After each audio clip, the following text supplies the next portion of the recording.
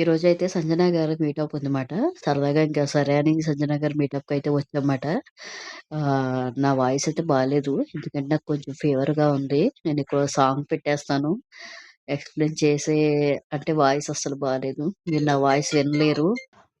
Video అయితే మొత్తం చూడండి. సాంగ్ అయితే సాంగ్ పెట్టేస్తున్నానన్నమాట. అసలు బాలేదు. అందుకని అందరూ చూసి ఎలా ఉందో లైక్ చేయండి, కామెంట్ చేయండి. ఓకే.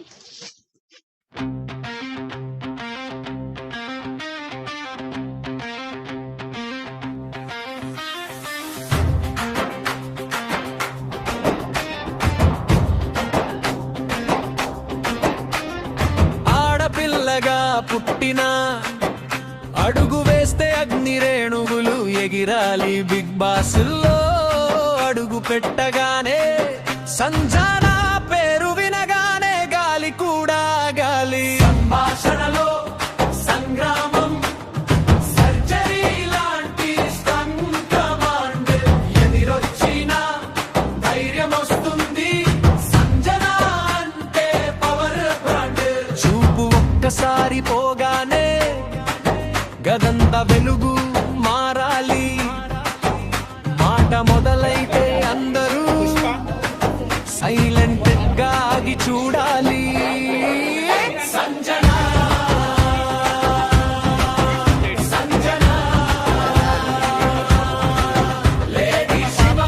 కనిపించారు అనమాట.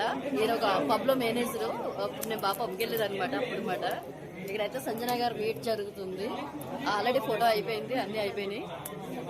వీడియో తీయమన్నాను, సరిగ్గా తీయలేదు. నా యూట్యూబ్ వీడియోలో సంజన గారు సరిగ్గా కనపడలేదంటే కారణం ఈయనే. ఫోన్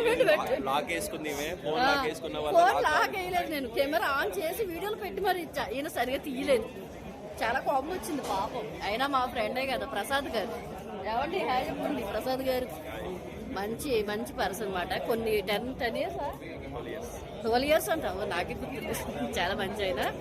ఇది మాట సౌండ్ అండ్ స్పిరిట్స్ లో జరిగింది మీటప్ అనేది.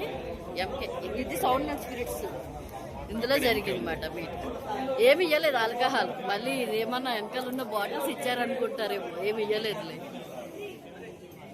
నాకు ఫోన్ తెచ్చేయాలి. అక్కడికి వెళ్ళు.